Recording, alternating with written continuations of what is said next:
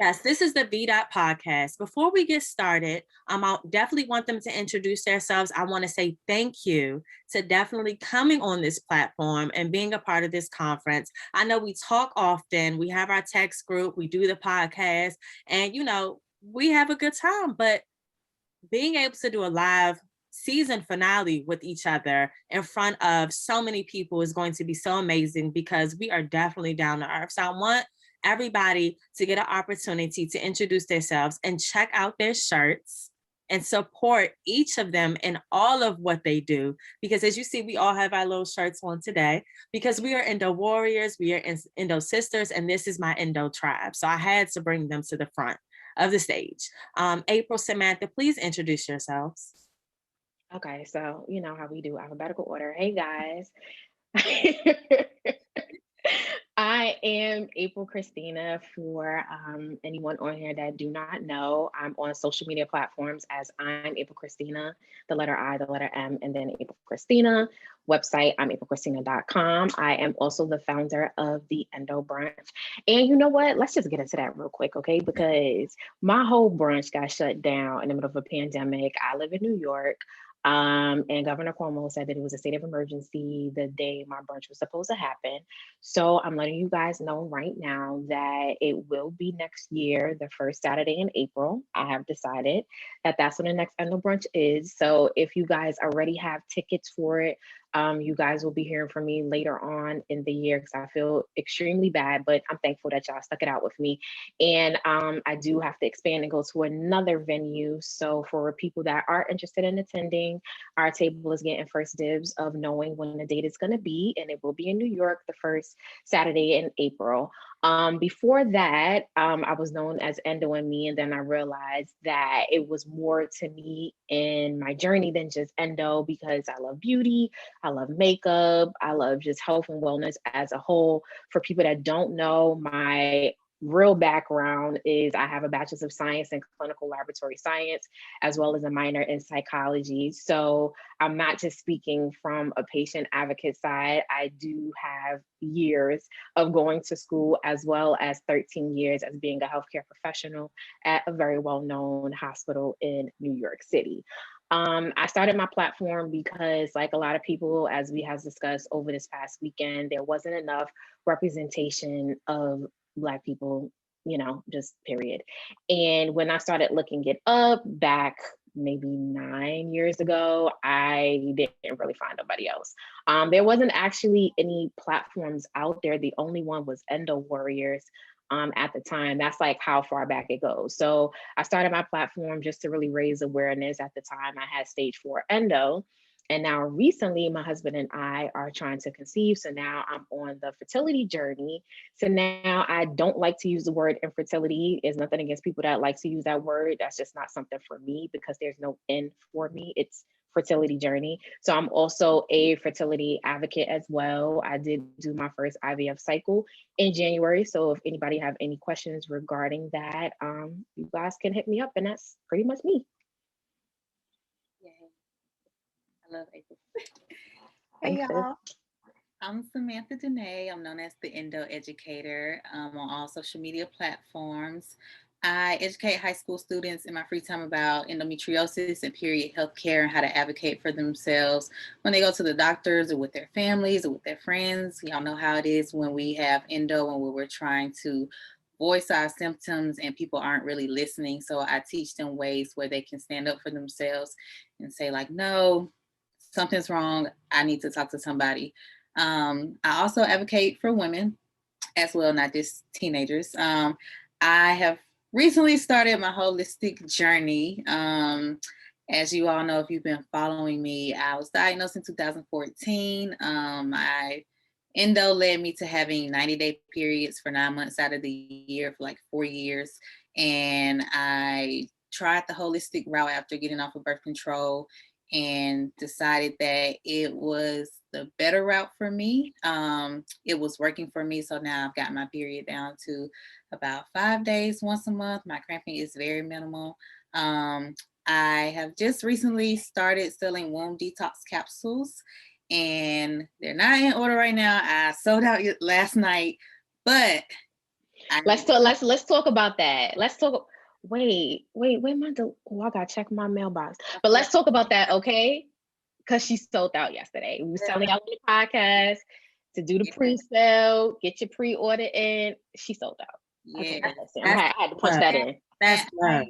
I am so thankful and grateful, y'all. Like, I did not expect to, like, yesterday was like a shock. I did not think that was gonna happen. I don't know why you didn't expect that. I don't know. Listen, I'm trying to tell y'all, when I was watching both y'all at the same time. And when she was talking about it, I said, but see, I'm glad though that my macaroon is en route, because I'm not playing with y'all. I'm not playing with none of these deliveries. Your mailbox is in your mailbox. I'm telling you, I expected to get it yesterday. I went to the mail in the middle of like. Oh, yesterday. See, I didn't check my mailbox yesterday. I'm gonna go do that after, and I'm gonna post it. Listen, I was so surprised because y'all, like, so if y'all don't know, my family owns a barbecue restaurant. So every week I live on a farm, and so I don't really have a lot of service, especially at the restaurant. Like, I have to go into the barbecue pit for service. So after I did the live with the Hood Healer yesterday, I just went back to work. So when it's like 9:00 and I check my emails, I'm like, what just happened? What just happened? You know, and you know what's so funny? Earlier like, earlier that day, I was meditating and I was second guessing leaving my job. And then that happened. I was like, you know what, Sam? No, we're not gonna do that. Like, I really had to talk myself out of the negative self-talk yesterday morning, and then like, boom. Wait, hold on a second. Hold on. Because this is a full circle moment, right? Because this time last year, Sam, you were working. We already know where you was working. I don't know if you want to share that, but we already know that you were working for a major company and you were contemplating going through that again. And what does that look like? And you did do that. And now you started your own business. And now look, you know what I mean? So, death in life lies in the power of the tongue. Like, I'm a firm believer of that. And we already know what happened this time last year when you decided to step out on faith and really do what you needed to do. So I'm gonna just lay that right there, as if, like, we didn't have that conversation this time last year. It happens. It does. It really, really does. But I'm really excited for you. Like, just to even see where we were last year to where all of us are the same time this year, it's just like totally crazy. And wait, before I get that far, Sam, Lauren, do y'all have anything else to say? We might as well go ahead and roll. And literally, for those who are watching, this is how we literally start the podcast. We talk for an hour and then we're like, okay, let's record. Because we could have totally recorded that. Right. So what I was going to say since I mentioned this time last year, and I was like looking through my Facebook memories of the graphic that we had did Facebook Live. And the reason why we did the Facebook Live is because the world was shut down and we was like, yo, we got to figure something out. Like, it's endo month. Like, we can't go out like this. Like, and then that birthed us actually deciding to do a podcast, because y'all was like, yo, well, it can't end here. So are we going to keep doing these lives, or are we going to turn it into a podcast? And to see where we are now, a year later, just together, us three as a unit with the VDOT, and then for all of you guys to actually see us live right now. Right, exactly. So that leads us into talking about the Endo Tribe and how we got upon the Endo Tribe. First, if you guys are not subscribed to the VDOT podcast, please do so now. You can find us on iTunes, on Spotify, on Anchor. Just make sure you do that. I mean, don't leave here, but when we done here, go there. And I wanted for the people that have not listened to our previous episodes, go back, because we're not going to go back into the other episodes. But briefly, just so that you guys know, all three of us live in 3 different states.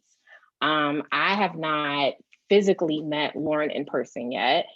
I seen Samantha last year, like a week before the lockdown. And that was the first time I had actually seen Samantha in person.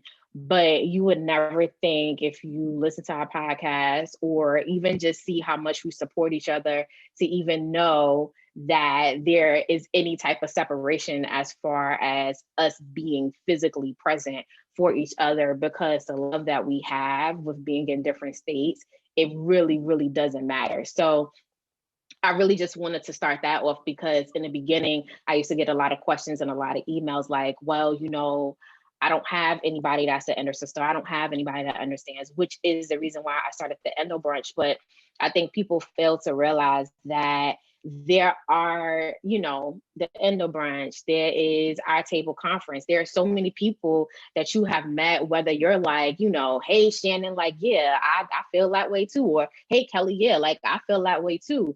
Find that person on social media and be like, hey, I met you at our table conference. It was a pleasure to meet you. Like, what's going on? Like, can we continue to connect and stuff like that?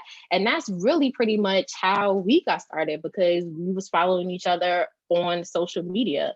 There wasn't no big thing. Stalking them. That's what I was doing. Stalking them. And I was like, I want to be their friends. Wait, because Facebook, I had said this before, like Facebook I changed my settings to like private on top of private. And when they finally changed it and I seen that Lauren had reached out to me, I was like, yo, sis reached out to me back in like 2015 and it's like 2019. Like, I felt so bad. And I didn't even see it, but girl, I apologize. I'm sorry. But look where we are now. You know what I mean? Like, we here. But yeah, I think that that's one thing that I definitely wanted to point out, because a lot of people want to be able to have someone in their tribe that's in their state, and that's absolutely totally doable, but never discredit and take away from the fact that there are other people that you can meet. And then also when the world opens back up again, that's just another place to go visit. Yeah, I think I'm in Atlanta. I don't think I have an Endo sister here. Are you in Atlanta? You got a lot of them. We all in 3 major cities. Literally all in 3 major cities. And the thing is, here, but we've never met in person. But I think Andrew lives. Doesn't Andrew live? Yeah, she live there. That's something y'all both do.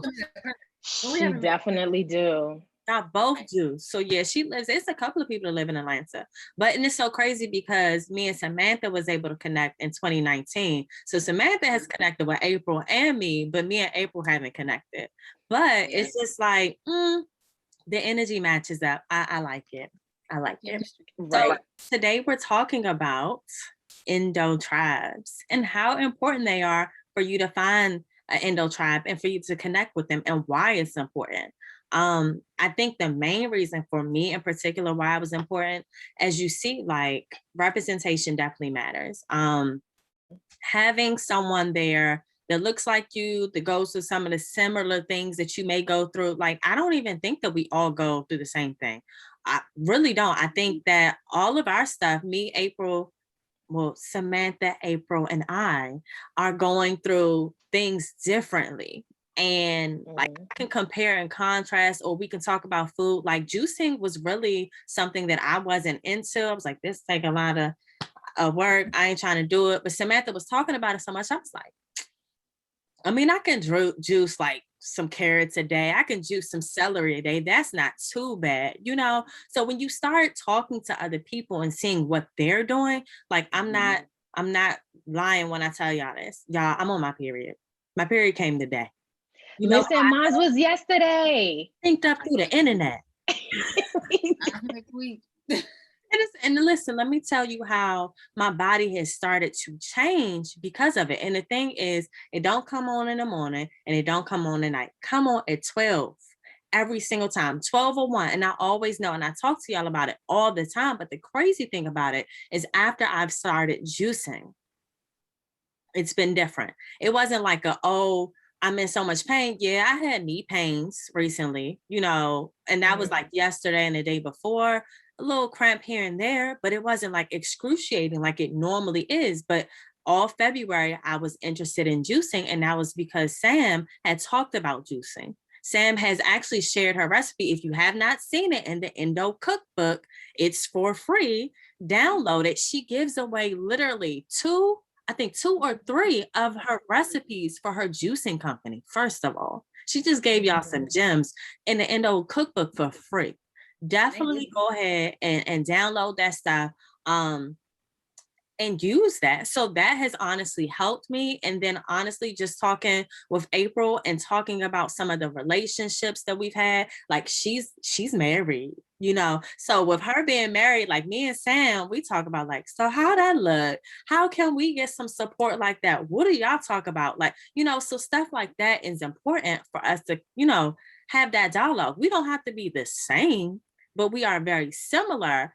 And I think that there, of course, are levels to us and what we do and how we do it. But because we are an Endo tribe and we come together and we talk about it, we compare and contrast, we're able to get some type of relief for ourselves. So that's why I think Endo tribes are important. And we're not telling you to get 15 people, because that's a little bit overwhelming. You know, 2 here, 2 there. Y'all don't all have to be cool. Like I got Shani, I got Kyla. You know, there's people you talk to in settings. You don't have to talk to them all together, even though Kyla and Shani talk to y'all anyway. So it don't even matter. But still, like, you know, just making sure that we have that connection. I think it's important to make sure you have that. Yeah, it is really important to have a tribe because, you know, you can talk to your friends who don't have Endo about it all day long. They like really, they don't really get it. Like they don't They really were like, oh wow. Exactly. Like they don't understand, okay, we made plans to go out and then all of a sudden I can't go because I'm asleep. They don't understand that. So it's a little easier to navigate trying to have a manageable life when you can talk to people who actually go through some of the things that you're going through. Like we are all different and our bodies are different, but we all have endometriosis. So we still kind of experience things that are still along the same line. So it's really important to have somebody in your corner because your friends and your family are going to be there, but they don't get it. They don't really get it. All they're going to say is, oh, I'm sorry. What do you Oh need? wow. Yeah, For like real? That's crazy. What's next? They gonna look at Yo. with the deer in the headlight eyes, ask you if I need to call 911, and then that's it.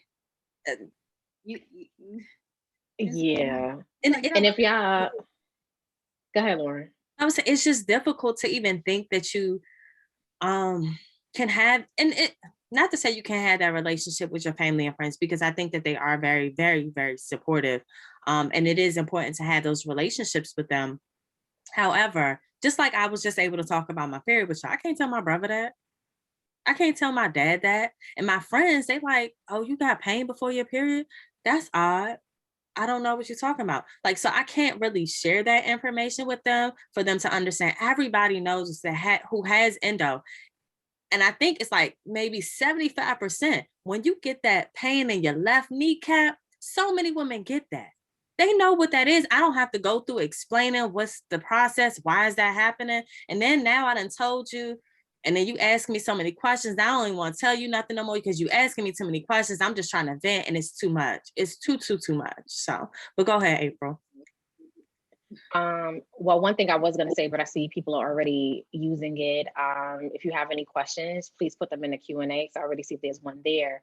But to get back on talking about the Endo tribe, like even for me, if I have people that are like constantly like contacting me, not like for endo stuff, but just like the content that I push out or just like checking in on me, like I already put them in as a part of my tribe. Like granted, like Lauren, Sam, like y'all like Ace Boom Coon, but there are other people that now like I remember and I recognize, and I definitely want to reach out to them to make sure that they're good. There's one person just recently, like a few months ago, that had reached out to me, and like her story like really just hit my heart in a different way. And I never did like Google meetups or hangouts before with one of my followers, but her story just really like touched me, like I said, in a different way. And I took that time just to, you know, speak to her because I know what it felt like years ago with the isolation of not really having anybody to like really talk to, especially the state that she lives in.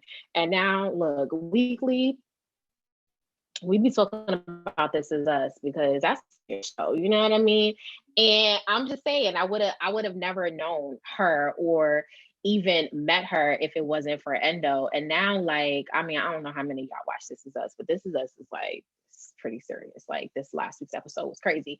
But even within that, from having a bond with Endo to now being able to talk about the things that we enjoy and love is like an amazing thing. And to talk about like friends that we have that's outside of people that have Endo, like I used to be extremely like upset, like to the point like I used to get into arguments with my friends. Like, we've been rotting out since high school. Like, this is unacceptable behavior for y'all not to reach out and to check in.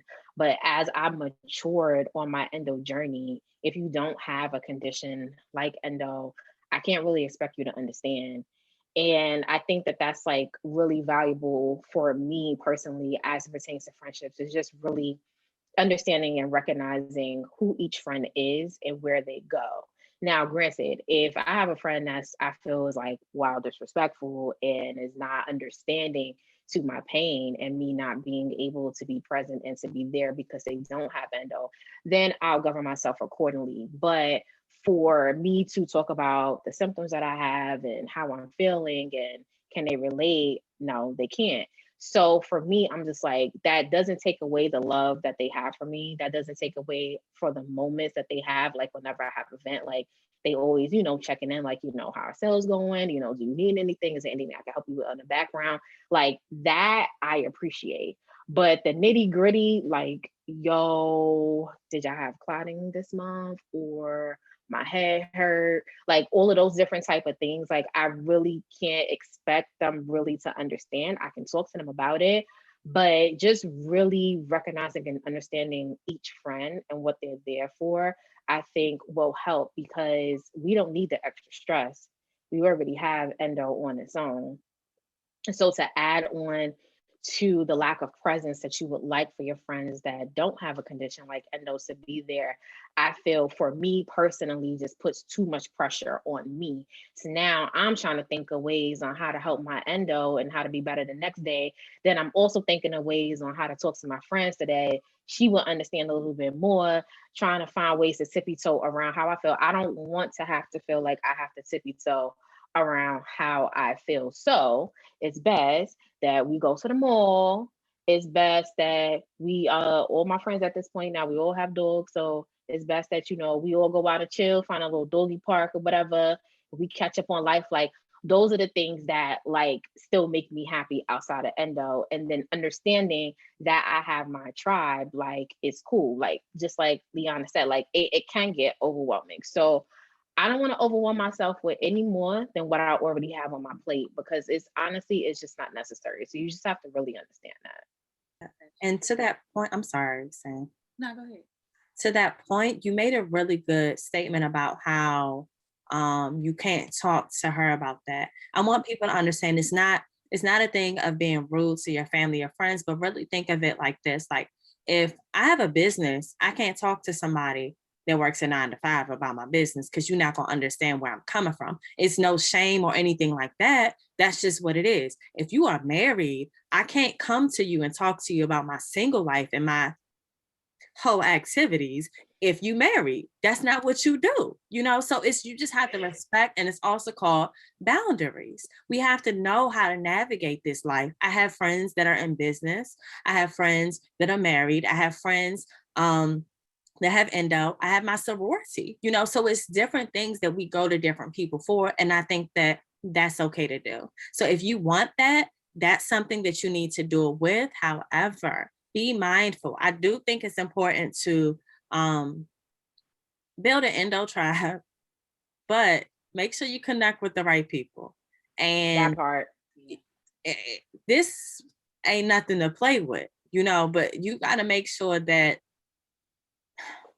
you're not talking about endo and endo and endo and endo and endo. Like, listen, endo is endo, but we living. So when we talk about endo, we talk about relationships, like I said, we talk about seat moss, maca root, and then we talk about dudes sometimes, or we might talk about how we about to go to Atlanta and turn up, or how we talking about food. Right. You know, so this is a friendship. This isn't a convenience. This is a friendship. We're not in this process of using people. We're not in the process of overwhelming people with talking about endometriosis and being depressed or sad. I understand it is depressing sometimes, and you may feel down, but talking to your girls about being down and depressing and doing that doesn't do anything but bring them down. And the whole point of an endo tribe is to uplift. So you don't want to have anything too heavy. You don't want an emotional dump. Right.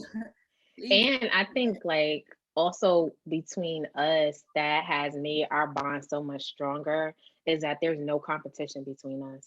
Like all three of us each have three different brands. As you guys see, we are all rocking all of our merch. But I'm still going to tell you to go to Endo Black. I'm still going to tell you to go to Samantha Danae and vice versa, because we are all out here for the same goal. And that's to continue to raise awareness. Like for me, like when I wore this shirt at another conference like 2 weeks ago, whatever, like I had totally forgot that I was selling this merchandise. Like I'm gonna keep it 100. Like I had totally forgot until I got a phone. I was like, oh shoot, like people actually purchasing this stuff. And that's because like Samantha and Lauren be like, girl, like you need to do this, you need to do that. And I'm like, y'all right, I do. Do I? Most of the time, no. But like that was like the reminder to be like, yo, like my sister really like just pushing me to like do what I need to do. And because this happened, it's a manifestation of something that they had already said, because they have good intentions for me at all times. And that's one thing that I do appreciate and that I do love about them and the people that are in my endo tribe, is because we all want to do better. Whether it's with our business, whether it's with our health, our wellness, our body, we all want to do better. So there is never any time for us to compete. Like I said, Sam had something yesterday, Lauren had something yesterday. I was on my laptop and I was on my phone because I'm going to support them either way. And it wasn't on some like, oh, I gotta pick, I gotta choose. It's like, no, I'm going to Right. support them either way, regardless. And that's one thing that I do appreciate with both of them, and what makes it more easier to be able to come to them about ideas, because it's not about stealing. It's not about, oh, I thought of that too. It's like, okay, well, how can we collaborate? Or if you're going to do that, I think it would be easier and better to do it through Samantha Danae. Or I think it'd be easier and better to push it through EB, because that will project it to another level. Like, I think that when it comes to, and you guys touched on business yesterday, but when it comes to actually having friendships and actually trying to push you to be better, the other aspect of it is our mindset. On top of competition is also mindset. And you have to be willing and ready to be open to whatever your endo sister is going to say. Because for me, I feel like the bond is like totally different because you guys share the same exact condition, although your journey is different. So I feel like your endo tribe eyes are a little bit different for you than they are for other friends, because they see something way beyond what you can see right now, because you may be in pain and you may have something that you want to do or a task that you want to complete that you feel like you can't, but they're going to be like, nah, yo, you can do it. Or is there something that I can help you with so that you can get to that point? So I really wanted to like emphasize on that. Like there's never any competition between us, and also just change your mindset to be open, because sometimes we have gotten scarred when it comes to other friends, whether they have a condition or not. And it kind of makes us a little more closed-minded to being open to starting new friendship. But you know, the condition is already traumatizing on its own. The worst you can do is to close yourself off of a friendship that can be there. And the best thing that you can do is bettering yourself so that you can be better. Yeah. That's so true. And then shout out to Channing, as you said. That's what I was going to tell you, girl. Everything we be telling you is Shani. Listen, I was about to break down Friday night, like for real. And Channing texted me, and she uplifted me so much. Like I was literally about to cry. Like I had to go in the room and was like, Sam, don't you cry in front of your dad. Like you gonna have to hold it till you get in the shower later tonight, girl. Like I was about to break down. I was just feeling so many emotions. I don't know what was going on. But She texted me and like made me feel so much better. And then we didn't even just talk. It wasn't even just endo stuff. Like it was like life stuff. And I just wanted to say that because that made me think about it like that. And that's real. what it is. That's true friendship right there. And that's not, oh, endo. Yeah, endo connected you, but that's still a friendship right there. So that's what we really talk about when we talk about endo tribes, because at the end of the day, Shani probably didn't even know you were going through anything. You know what I'm saying? Everybody has their own thing going on in their personal lives. And sometimes that one text message or that one phone call or that one DM might really make a difference in somebody. So just recognize that. And I kind of want to piggyback to what April was saying about we all got our own lane. All of us have our own lane. And there is no way, shape, or form that, first of all, this is the endo community. We already got problems in the endo community. So we're not going to add to the problems. We're already African American. And I think it's important in general for us to stick together, but it's also important as endo sisters for us to stick together. So if I see Sam, and that's why I bought it. And I bought it at full price. I ain't asked for no discount. That no discount. Nothing. How much? And I sent it. That's $30. Cool. I ain't asked why it was $30. I didn't ask what, literally, I'm not asking any of that stuff. I'm sending sis money. You know what I'm saying? Yeah. And when April get my shirt, I'm sending April some money for my shirt because it's cute. So it's just important that we make sure that we support each other in the right way. Let's not tell people to pay Black women and then don't pay Black women ourselves. You know what I'm saying? And if we putting people on, let's put people on. Yeah. We had, it was a conversation earlier. We had an idea about something, but the first thing I said was, oh, nope, it's a great idea, but I'm going to pitch that idea to April because that's her lane. Somebody else said something about Les, a situation. I said, I'm going to pitch that idea to Les because that's Les's lane. I don't want to step into anybody's territory, but what I want to do is amplify your voice. If I can donate to it, I will. If I can buy a product to it, I will. If I can support in any way, I will. If I can share it, I will. But the last thing I'm going to do is do what you're doing, unless we talk about it and we collaborate on it. You know what I'm saying? And don't get me wrong, sometimes we can't help but it's not so many events you can honestly do. So sometimes we will step on each other's toes, but it's always about the communication and letting somebody know, hey, girl, I got this going on, wanted to hip you to it. This is what I'm thinking, blah, da, da, da, da. Let's make sure that we share. Because it's enough room for Natalie. I said enough room for Natalie. Natalie shares it's enough room for all of us. Yeah, it's enough room for Natalie and the other Natalie too, since we talk about it. But and that's why I love it. I love all of it. I love connecting with women, making sure that we put each other on. It also takes so much time to compete with people. That's draining. Like you're not tired.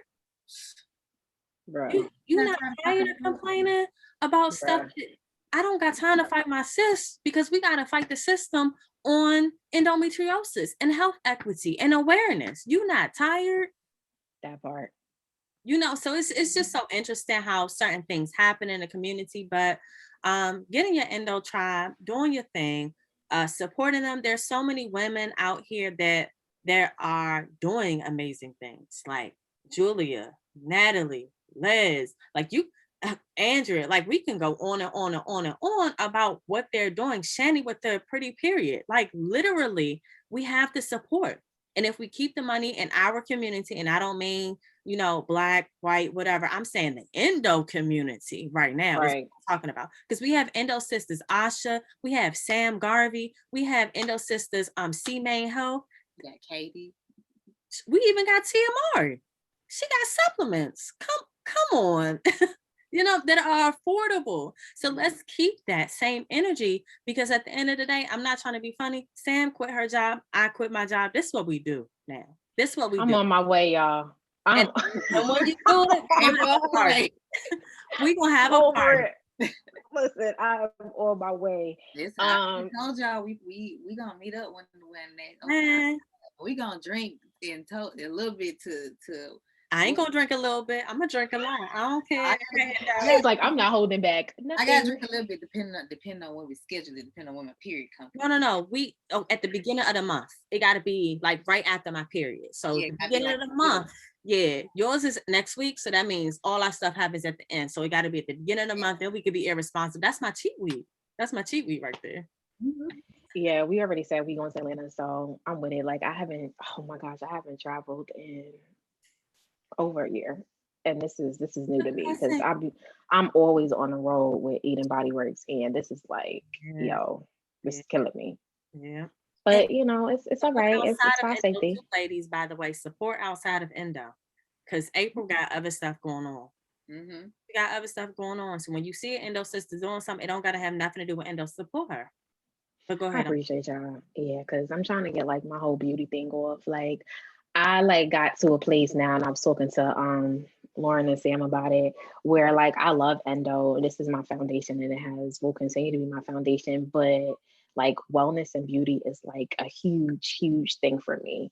And I'm really trying to transition just to like women's wellness as a whole. And the reason why I started learning how to do makeup and doing YouTube videos, well, my cousin is a very well-known makeup artist, so she has helped me along the way, but it's so therapeutic for me.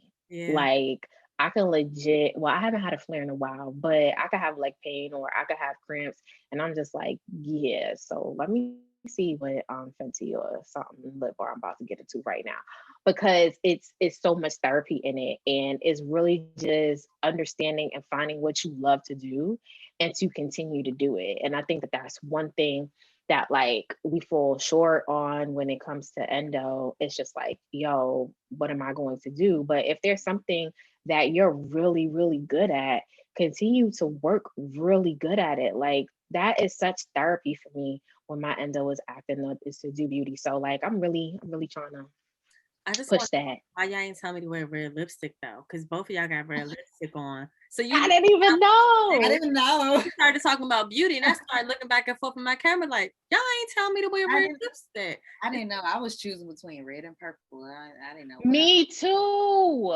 Same. Either I'm gonna do a purple eye, but if I do a purple eye, then it's gonna look crazy to do a red lip. So I said, let me just do red on red. Yeah, I was like, gotta teach me how to put eyeshadow on correctly. I used to wear it, but that was back in the day where people thought it was cool to put like one block color on your eyelid. Oh, it's all about the blend. It's all about the blend. So we'll have like a makeup class. That's why I don't wear it at all. In person. I focus on these eyebrows and these lips. Once I get these microbladed, I'm focusing on my eye. Microblading is what's up though. Yeah. No, I haven't tried it. Does it hurt? Oh, I ain't doing it. I haven't, but I know a few people that have, and they love it. But for me, like that would take away a whole step for me. And because like eyebrows are like cousins, they not twins. Like I work really hard at it. And some people don't have patience, but I have patience. But I heard that it's really good if you go to a good person. Somebody just said, April Christina, you should do a makeup class at the next conference. First of all, let me just tell you how to do it. Us both, because they said the next conference. We ain't even finished one yet. And then she just told you to do a whole makeup class with non-toxic products. We got it. Boom. We could figure this out, because my whole face is lip bar, and they're vegan. They're vegan. And it's black on. Wait, don't I have lip bar on right now? Is this lip bar? No, this is lip bar. We and I know the owner. We got all right, y'all wanted something. Let's figure this out. Let's figure this out. Okay. So that's noted. Thank you. I like that. Endo Black team. Okay, no problem. Whatever y'all need. Want it. And we're not telling y'all to quit your jobs. I seen somebody say, don't quit your job unless you got a plan. Right. That part. What we did, because I quit abruptly. I said, I don't like y'all. I'm out. But I did. Because I had a scare. After my scare, I was like, she hit us up like, I quit, y'all. We was like, what, today? We was like, like today? I did for 2 weeks in. I did. But let me tell y'all this, because this is what I told April and Sam. I said, they're on the road. I went to go visit my dad, and I stayed in Florida for 2 months. And went down there on the 28th of December on the road. the director of the company, who just started working there in November, I quit on December the 24th, called me and said, hey, are you still in the area? I just wanted to see if you were still here. Did you move? Are you not coming back? What's happening? Wanted to see if you would want to come back and work here. I know that you quit because of some circumstances, but I want to see if you can come back and work for us, because we really, really want you here. First of all, I don't even know this man. He just started working there in November. I was off of work for 2 weeks when he came in, got back, did my job. Dude ain't even know me. And the first thing that played in my mind was Solange, seat at the table. That's why the conference is called Our Table. Seat at the table. And the next thing that played was Master P's skit.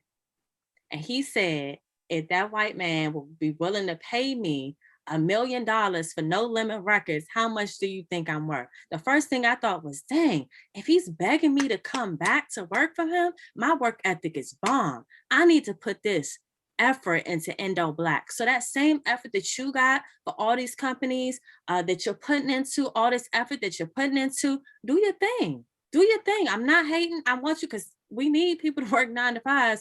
Because if nobody working at Safeway, how am I get food?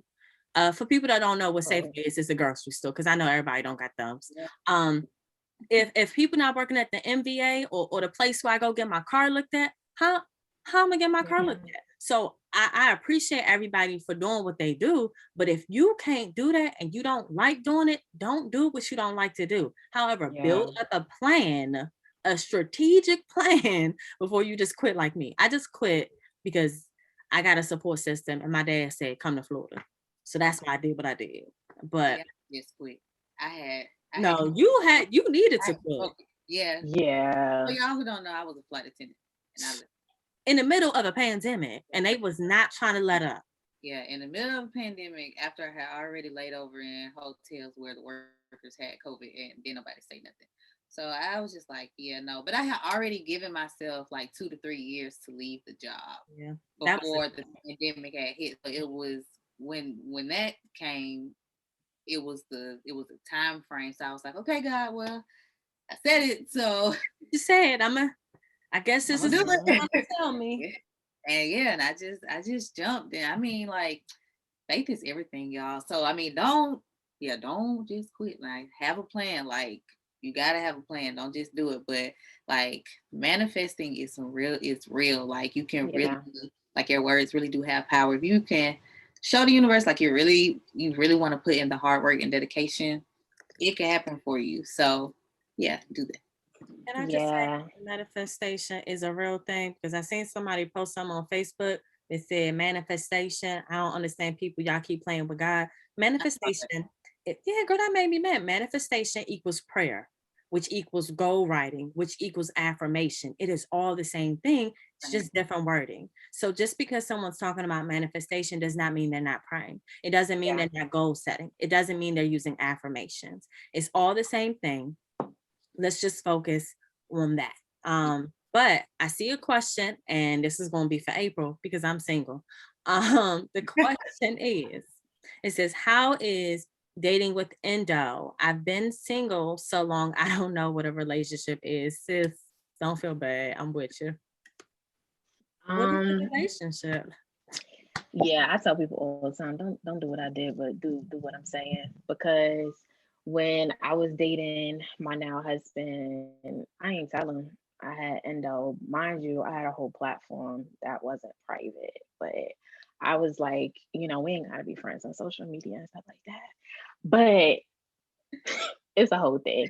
Every single time we were supposed to go on a date, I ended up being in the emergency room.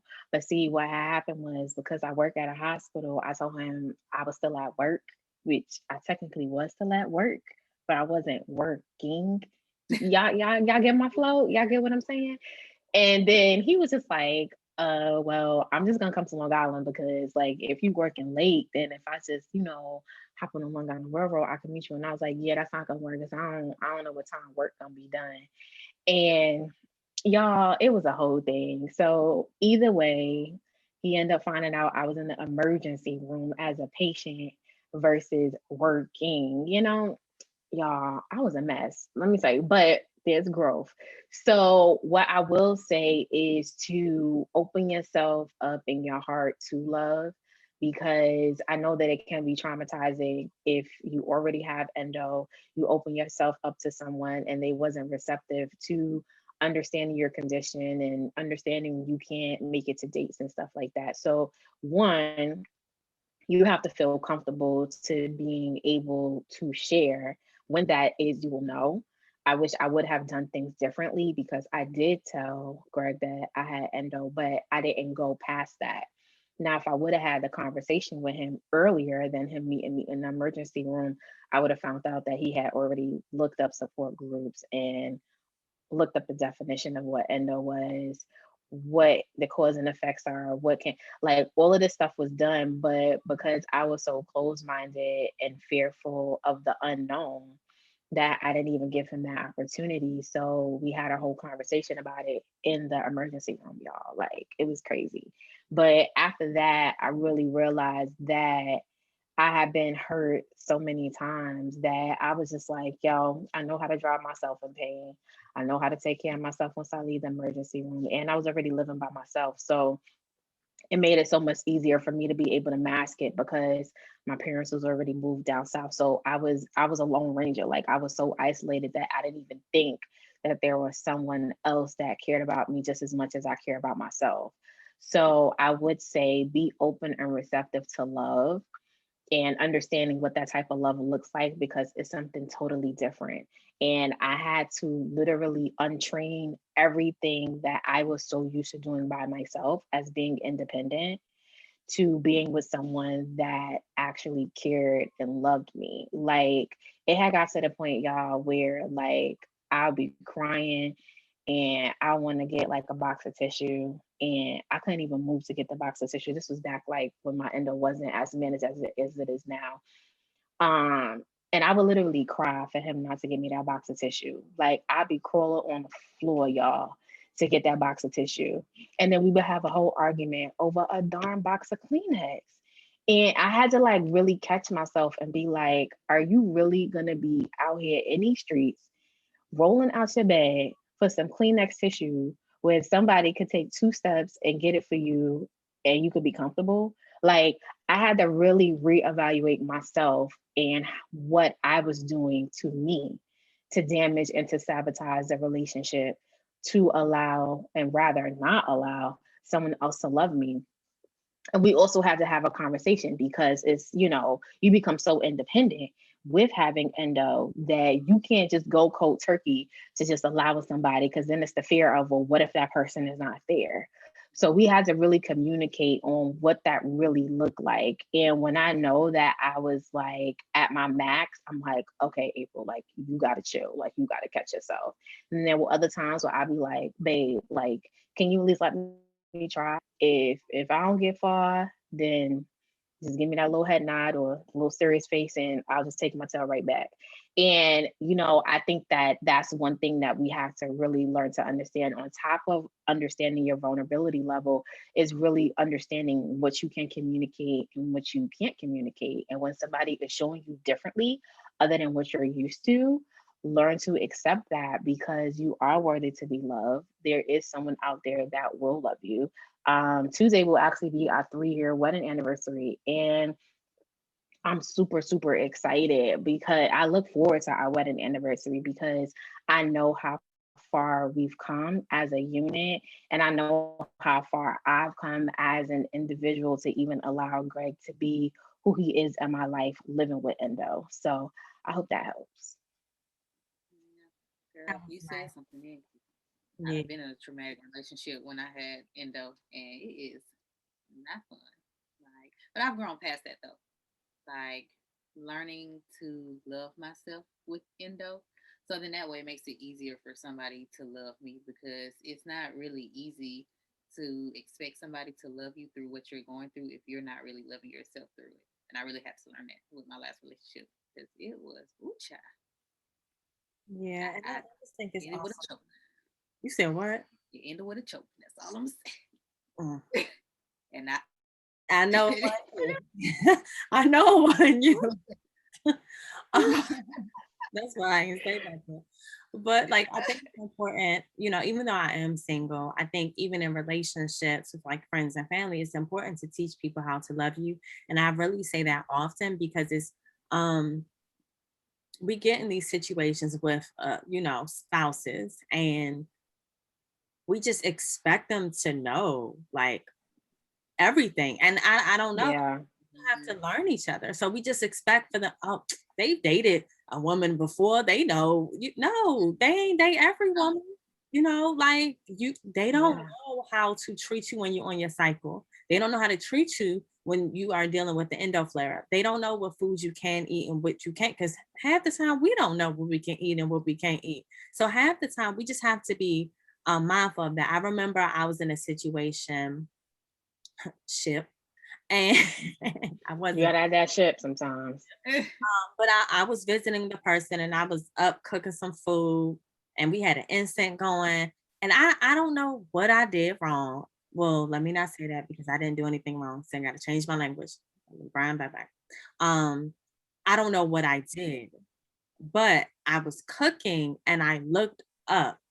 And as soon as I looked up, it was like, oh, what is this feeling that I'm getting? Like, what's happening? Next thing you know, I'm like feeling faint. I feel like I'm getting ready to pass out. I'm heavy breathing and I don't know what's happening. So like I go and I'm like, let me sit down. He looking at me like, what's wrong? What's wrong? I'm like, relax, relax.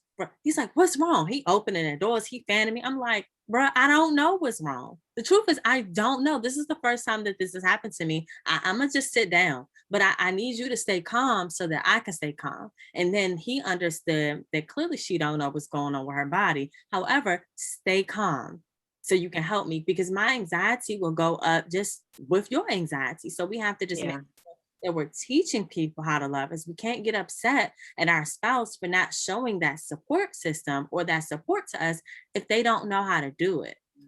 So Yeah. it's scary to be in relationships in general without endo.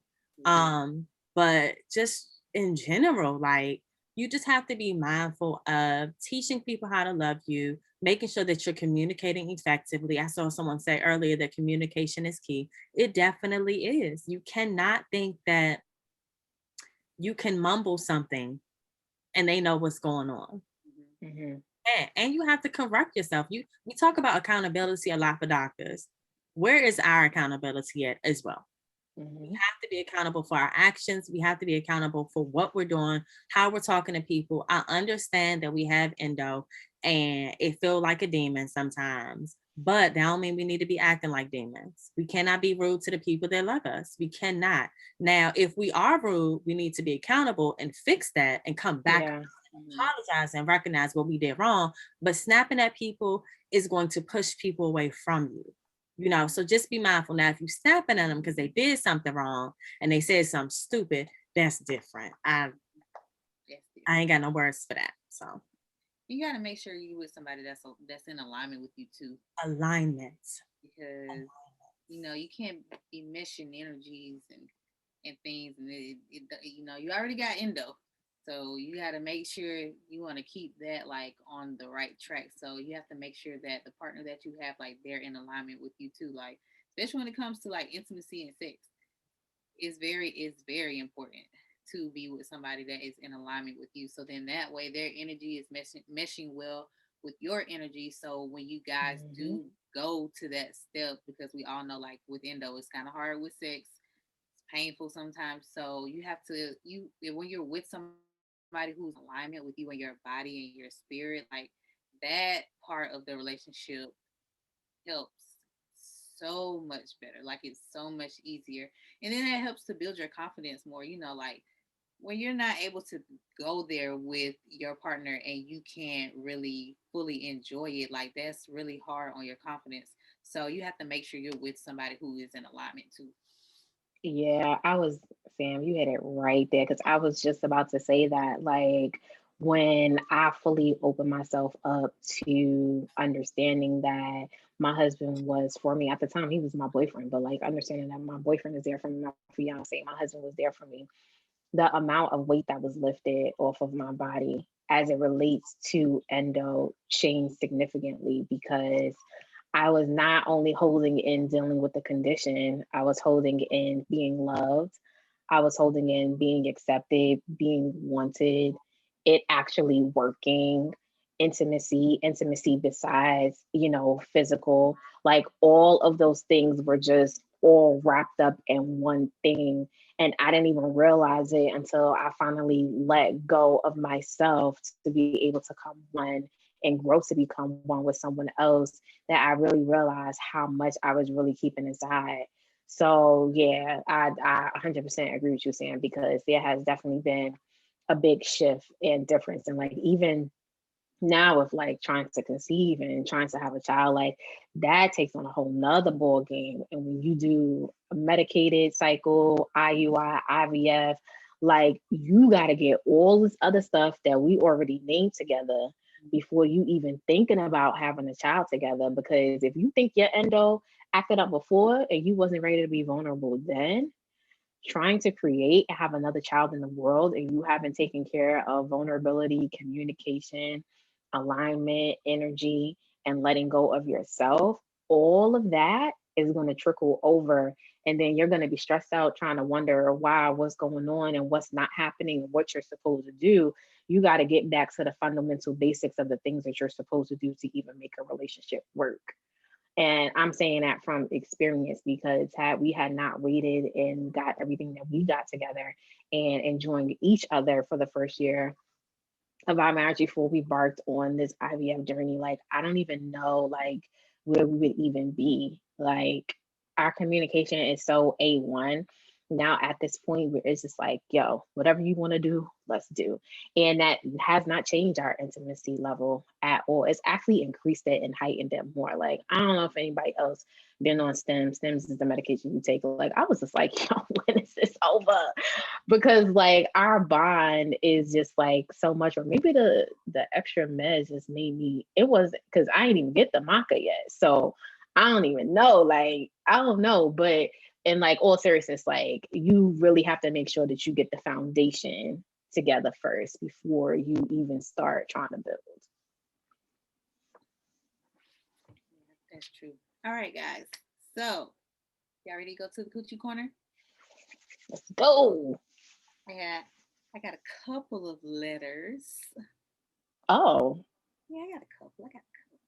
A couple. Yeah. wait a minute, I'm excited. All right. I'm gonna read the first one. I'm going to leave everybody anonymous because they didn't put if they wanted me to say their name. So okay. Greetings. I am 3 weeks post-op from a hysterectomy due to fibroids. I have known for the past 2 years about two fibroids.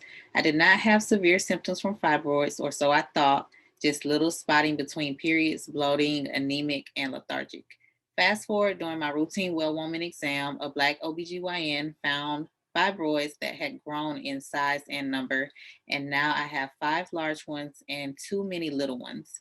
After learning about my options, I opted to have Da Vinci robotic surgery to remove my uterus from a male gynecological surgeon. He was the first person to say, I think you have endometriosis. He referred me to a colorectal surgeon who performed a colonoscopy so that if he had to do a resection during my hysterectomy, it would be clean with no polyps.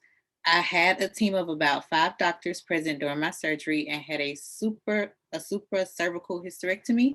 They did not have to do resection of anything, but stage 4 endo was found on my cervix and inside of my vagina. They excised what they could see and now would like to put me on Orlisa. I have opted not to take the drugs as of now. I am still researching and have learned so much in 2 weeks about endo. I am scheduled to see a Nooks doc in Houston in June. My journey and Healy are all happening at the same time. So she was diagnosed in February of this year with stage 4. Did did she want did she have a question based on the Orlisa, or she just wanted us to like comment on everything that's been taking place? I think she just needs just advice, and since she's new to learning about endo, that's a lot to to be diagnosed with endo. That's a lot to go through. No, she didn't put her age. Somebody asked that in the comments. She didn't put her age in this letter. I'm not familiar with Orlissa at all. I have never been told to be on Orlissa, nor have I ever taken it or Lupron. I do not have a actual experience with it. But what I will say is some people have. And Orlissa and Lupron, from what I understand, are the exact same thing. Yeah, Orlissa is the pill version. It's the easier way for me to explain it, but Orlissa is pretty much the pill version of Lupron. You're not on Orlissa as long as you are on Lupron because of the side effects that it has on it on a long-term basis, as far as degeneration of the liver and also decreasing in bone density, which is why some people have to end up taking vitamin D on it because with it in conjunction to it because of it. But I haven't personally been on it, but they are both manufactured by the same company. Well, I've been on Lupron. I didn't take Orlissa because I was told the same thing as the pill form, and I did not like Lupron, as some of you all know. I was on Lupron for about I think 4 or 5 months, and it the side effects are really bad. Like I wasn't on hormonal replacement therapy when I was on the Lupron, so I was going through like menopause. Like I had menopausal side effects with I was having hot flashes like every 15 to 20 minutes. I was having night sweats where I had to like get up and change my clothes or like take a shower in the middle of the night. I did not have a sex drive like at all. I didn't want to be touched. I didn't want to be kissed. I didn't want you to breathe on me basically. And I was pretty much okay with never having sex again for the rest of my life because that's just how it made me feel. Like, and it's exhausting too. Like, it's a chemotherapy treatment. So, like, it drains your energy when you're taking Lupron. Like, it was hard to do like simple tasks, get out the bed and take showers. Like, standing in the shower was too much. I didn't want to do anything. So, I don't recommend taking Orlissa or Lupron, honestly. And like the bone density, like what you're losing, the side effects, like the long lasting side effects, I will start to get like tremors in my hands and in my legs and stuff. Like no, I wouldn't personally try the Lupron or Orlissa. Now I have had oh no, she said fibroids. I thought she said cysts. I've never had fibroids. I don't have any experiences with fibroids. Um, she There are, direct to me, so well, one thing I am learning, and Sam, you about to walk me through this journey, is that dairy definitely do increase fibroids tremendously. I've had fibroids my whole entire life. They've grown, they've shrunk, they've grown, they've shrunk. Like I've been through it all. Recently, I started religiously drinking red raspberry leaf tea, and the five fibroids that I did have shrunk. Now it took a year, but they shrunk. So I am really on the holistic path. If I do have to have surgery, I'm absolutely not opposed to it. I just want to make sure that I am in the best of hands. But as it pertains to medication, I'm not opposed to it, although I am on the holistic route as it pertains to endo. I'm not opposed to medication, clearly, because I did IVF. But for me, I think that there has to be a long term plan of what that looks like. Being that I do have knowledge on what Orlissa does, you do have the option of being on it for a year straight or 2 years where you take 6 months off because, like I said, it do causes a decrease in your bone density. So for me, knowing both of those two options that you have after the first year or after the second year, what's the plan after that? Because what the whole option of those two medications are to do is to help the symptoms. It doesn't help your fibroid shrink. It doesn't make endo go away. So I think that the plan of action, well, the question would be for your physician, what would be the full plan of care moving forward? So if you're on, or Lisa, is it going to be pelvic physical therapy? Are you going to do acupuncture? How many times are you going to be checking in with your physician? Is it going to be a 3-month check-in? Is it going to be a 6-month check-in? I know they do have to do blood work. What type of blood work are they going to be doing while you're on the medication if you decide to go that route? And if you don't, then that's still something else that you have to look into, because now that you're post-op, what symptoms are you still feeling? Because those are the things that they have to take care of. And fibroids and cysts, unfortunately, do grow back. So, and like I said, Orlissa has nothing to do with fibroids. So what would be the plan of care for that as well? So I think for me, those would be the type of questions that I would be asking my physician, just so that I have a clear understanding when I leave there, or if I do decide to go on the medication, what would be next after that year or 2 years. Because I mean, the main goal for all of us is quality of life, right? We want to make sure that we're able to enjoy our family, our friends, if you have children, if you have a significant other, all of those things come into play. So what does that look like for you? So that would be my suggestion. I think that's a good idea, because a lot of times doctors try to suggest things that are quick fixes, but not really focusing on the plan. Like, there has to be a plan. There has to be a plan in place, because you cannot be on Lupron for more than a certain amount of time anyway. So if you do decide to do that, what's the next steps? And I do want people to realize that everything works differently for other people. So what may, be harmful to me or Sam or April may actually work for you. What may be harmful to you may actually work for us. So you just have to play around with some things. And it does really suck that you have to do that, because this is your life. But it's really important to document your journey. Document the first 2 months of using something. Yeah. If it's a vitamin, if it's a new regimen, if you're doing yoga, if you're exercising, document that stuff so that you can see how your body is responding. So look into that. We have another question, and then I think, Sam, you said something about another letter. Yeah. And make sure that when you're commenting, that you're commenting with panelists and attendees, because y'all are saying some really good things, but I want to make sure that everyone else is seeing it. Because someone else also mentioned red raspberry leaf tea, removing toxins, perm, plastics, etc. So make sure you share that with everybody. You want to read the question in the Q&A first, or you want me to? Yes. Okay, it's a two-part question. Do any of you have reverted uteruses like I do? If so, do you experience painful difficulty due to it? I have a reverted uterus. I do. Me That too. was actually how I found out that I had endometriosis. Because I ended up having 2 cycles back to back. I went to the doctor and she performed a pelvic exam, and she was like, "You have a reverted uterus. Most likely you have endometriosis." For me, I do deal with pain and discomfort, but it's not a lot. It's kind of iffy. Sometimes I get like I don't know if it's a flare up, but it's like heat. I don't know what that's about. It's like heat down right in my grown area. Ground. How you say that word? Groin. I don't like it. We talked It's about your accent.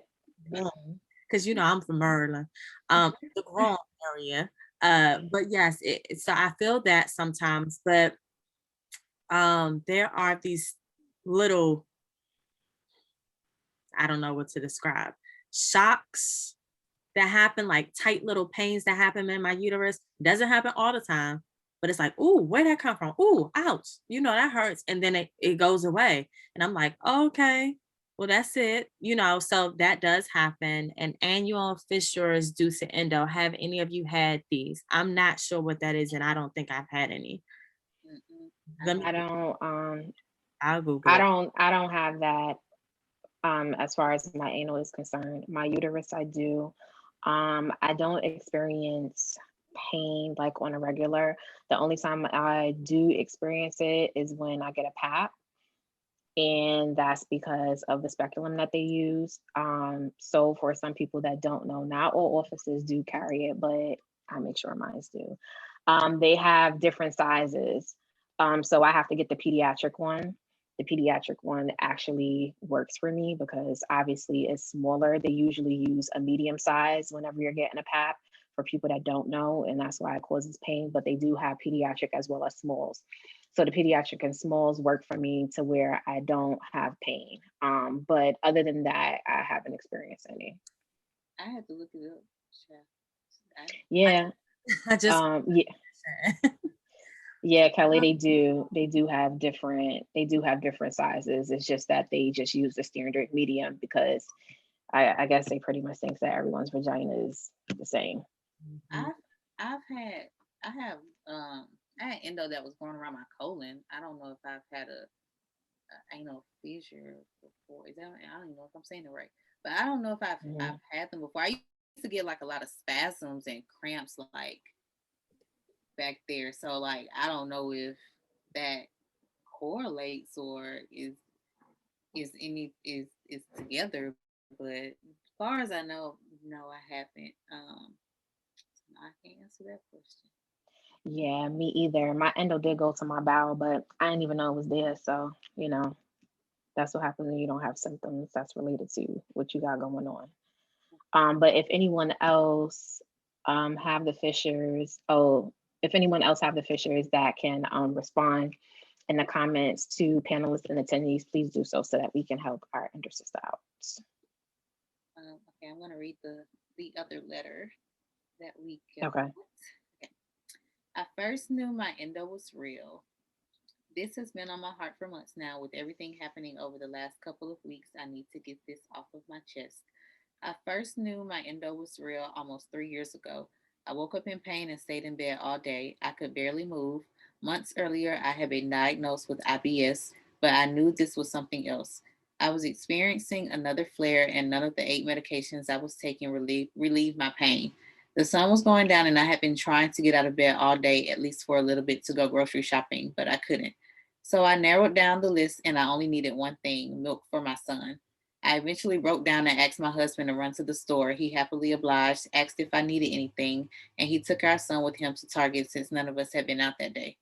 I stayed home with my mom, who had moved in with us just a couple of months prior due to her failing health, and tried to breathe through the pain. I managed to doze off for a few minutes, and then I heard my phone ring. Uh, Note, for our whole relationship, I have consistently missed my husband's calls because when I'm home, I put my phone on silent. But I had recently started turning my phone volume up whenever he left the house because he always calls for one reason or another. When I answered the phone, I heard my husband's voice and I immediately knew something was wrong. He told me he had been pulled over for no reason. He told me that the officer had a warrant for his arrest, had me on speaker so I could hear him. Him and the officer had an exchange when my husband asked why he had been pulled over and what the warrant was for. Then my husband and I got disconnected. I immediately jumped on my feet, grabbed some clothes, called my neighbor, and asked her to take me to my husband and son. By the time we got in the car, my husband had called back and told me he was about to be arrested. I could hear my son crying in the background. My adrenaline was pumping through me as I was now in a panic. That 9 minute car ride was the longest car ride of my life. I stayed on the phone. I put him on speakerphone so I could hear everything. When we arrived, my husband was in the back of a police SUV. A second officer had arrived at some point and was standing next to our family car just watching my son cry his eyes out. I ran over to the SUV and saw the pain in my husband's eyes. He said he was okay and told me to get our son and told me not to cry. I walked over to our car and proceeded to calm our son down. My mother stayed with him while I spoke to one of the police officers about what was going to happen next. My heart was pounding, but I spoke calmly and nodded my head before getting into my car and following the police officers to the jail. My neighbor took my mother and son home, and I proceeded down the dark highway with tears streaming down my face. It seemed like a long drive. The next thing I remember is walking through the huge doors of the building and approaching the metal detector. I was then directed to go down the stairs and wait to speak to the magistrate. I had no idea who that was or what that meant, but as a young Black woman who was waiting to bail her Black husband out of jail, there was a sense that I did know and was even familiar with the entire process due to the color of my skin. I was I was not so I was scared, no, terrified. I was cold, hungry, and tired. And now I was alone waiting, not knowing what was happening to my husband. 2 hours had passed. I finally saw the magistrate. She spoke fast, and again, she spoke to me as if I had been through this process before. I didn't even know where to begin to find a bail's bondsman. I called a family friend, and without hesitation, she came to sit with me for a while. She waited at the jail just in case there were any updates about my husband while I went to the ATM to get bail money we had just put in our savings account, money we needed, money I was thankful to have at a time like this. And her neighbor was an older white woman. just want to throw that out there. While I returned, I was told that my husband was being released soon. I waited another 40 minutes before I saw him slowly walk over to me. There was something in his eyes. He was defeated. He was angry. He was sad. I noticed that he was carrying his shoestrings. We hugged for a long time. I don't remember the ride home.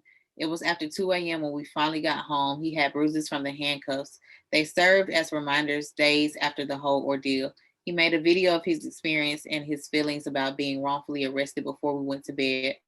I barely slept. My body had just experienced a full-on traumatic experience while I was in the middle of an endo flare. There are no words to express what my body and brain endured that day and the months following. This was the day I knew my endo was real. This is from Kelly. Ooh. Wow. Okay. You want to? I know. I'll go first because you read it while you let that sit in.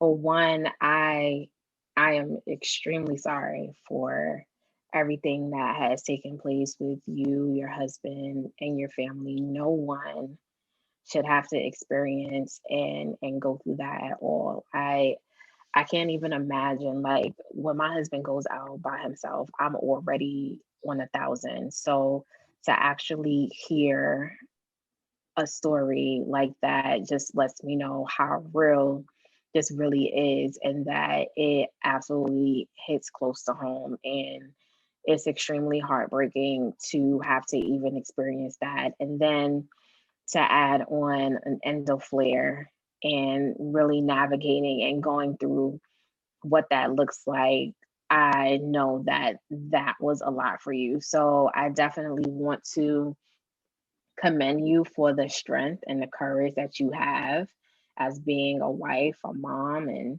everything else, all the hats that we have as a woman, to be able to continue to endure everything that you did that day. I Wow. You are a queen, girl. Oh, Listen, wow. and don't ever discredit who you are in this world. Don't ever take away what value you have to the world, to us right now. I don't want this to devalue who you are as a person. And if you still need to go through whatever emotions and feelings that you need to go through, allow yourself to go through it, because as women, we tend to take it on and just keep it pushing. And if you need those moments to cry and to talk it through, I don't know if you have a therapist to where you can actually speak to someone to be able to release those type of thoughts and feelings that you have. Definitely go through that. But how you feel is 100% validated. And yo, this is crazy. This world is crazy. Yes, I'm so sorry that happened to you, but I'm so happy your husband is still here. Yes, to Like, tell the story. tell the story. Like, I'm so happy that nothing in that situation turned into something else. Girl, thank you for sharing. That is, we really understand Listen, of a woman, okay? listen, and oh my gosh, like, whew, this just hit me really heavy. I really want to speak life into you, Kelly. I want you to understand that you're not alone. I want you to understand that this does not make you any less of a woman. This does not make your husband any less of a man. This doesn't devalue who you are as a wife, as a mom. However, you need to feel, continue to feel that way until you start feeling better. If you need to scream sometimes, let it out. Continue to hold on to your husband, because, like Sam said, he is here and he is alive and he is breathing. If you need to take a day, I don't know if you're working, if you need to take a day off of work just to love on him, just so that you can see him breathing and to be next to you, do that. Understand that you are still here for a reason. Understand that you and your husband are still alive for a reason, and that you will live and go on past this moment. It may not feel like it right now, but this too shall pass. And I'm gonna pray for you and your husband and your son. Like I know, Yes, especially for your son, like I can imagine like how how that situation must have been for him. So ooh, that was thank you for sharing. absolutely. But yeah, And this is the beauty of what we initially came on this live to talk about, and that's our endo tribe. Like, we don't know Kelly. I don't even know what state you're in. Like, I've never physically seen you before, but the weight of the heaviness that I just felt right now, like, I don't know like if you're crying right now or like where you are, but like I feel it really, really heavy. can I do Um, something real quick? what you said, Sam? Let me do something real quick. Hold on. Okay. I feel it really heavy. And you being on this call, on this live right now, you being at our table this weekend was not by accident. It's not by accident. I don't know if I don't know if you listen to like gospel music, but my friend Rich Talbert Jr. If you ever get a chance to listen to his song "I'm Alive," definitely look into it. It's on Spotify. Just listen to that song. Like it's called "I'm Alive" because there's more. Like there's more for you. There's more for your husband. There's more for your son. Can I do There's this? more. Let me. I want to set the energy for for y'all.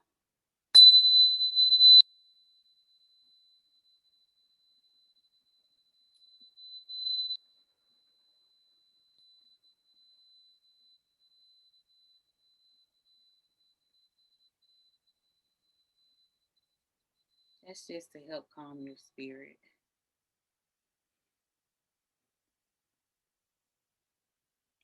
Yeah, Help calm everybody's spirit.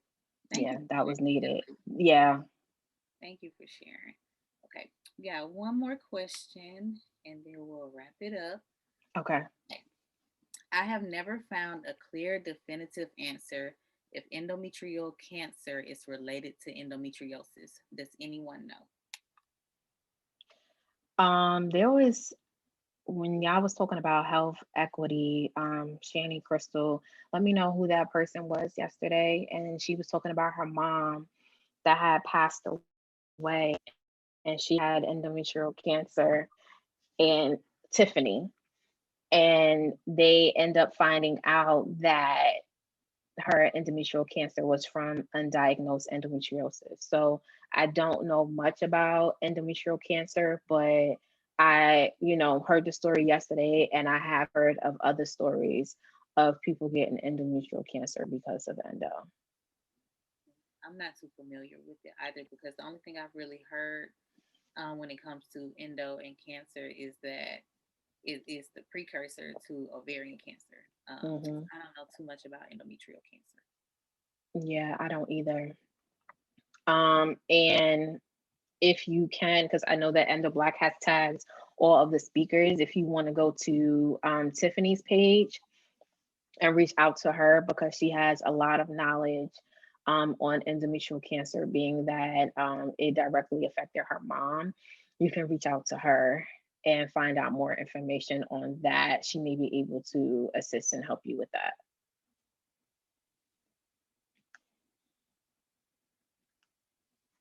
Okay, so guys, this is amazing.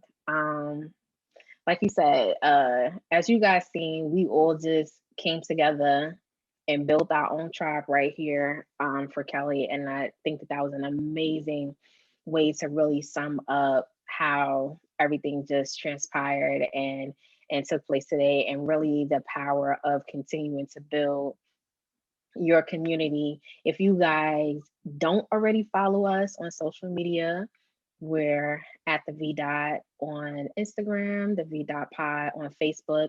And if you want, we would like for you, let me say that, we want you guys to continue to email us at the V Dot Pod, whatever questions you guys have. As you all see, it does not have to be endo related. If we have any expertise in any area, we will definitely tell you, or we'll redirect you to whoever else we may know in that field that will be able to help you guys out. Definitely follow us on the V Dot Podcast on iTunes as well as Spotify and Anchor. And we thank you guys so much for tuning in to a live. Because this is pretty much how we are. Like, we have to see each other in order to record our podcast, just because our vibe is so much greater and stronger when we're able to see each other. So we're just like really, really excited that you guys stuck it out with us and decided to hang on. But after we end this and we close this, Lauren, as you guys know, already have her address for the state of the Endo Black that we want you guys to definitely stay and hold tight, because she's closing it out with a bang, and we want you guys to be here to be able to experience it. So we're going to have a 10-minute break. They're going to play music to set the energy, to set the tone. We just dealt with a lot of stuff just now. We want y'all to stretch, right? Get you a drink. Get something to drink. Go ahead, take a little break, and then come right back and do all of that good stuff. And we love you guys. And like we said, in 10 minutes, Lauren will be back with the state of the Endo Black address. So we love you all. And until next time.